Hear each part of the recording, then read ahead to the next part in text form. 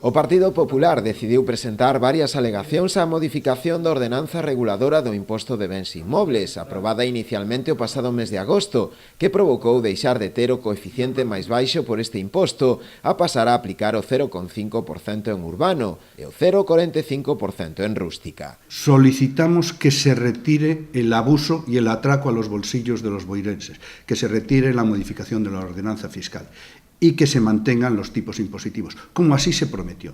Miren, ya ha habido más subidas de impuestos y tasas. Se ha subido el cementerio, se ha subido el tema de la retirada de los vehículos por grúa, se han subido las tasas de los campamentos de verano. ¿Qué es lo siguiente? El agua, la basura.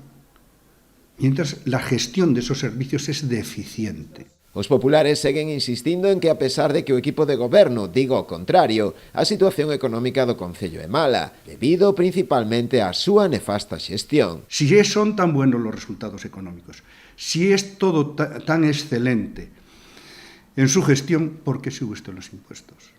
Deje de vivir eternamente en la mentira. Mire, la realidad es que la situación económica del concello es mala, pero para solucionar la situación económica del concello no se puede seguir tirando el dinero.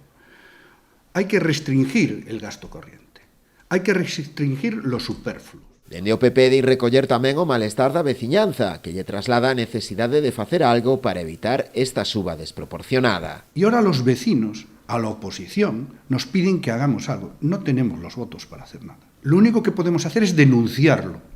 Y lo denunciaremos hoy, mañana, pasado y las veces que haga falta. Dice, es un abuso y es un atraco a todos los vecinos. Dice, se está subiendo el 25% del impuesto de bienes inmuebles. Dice, es un auténtico catastrazo.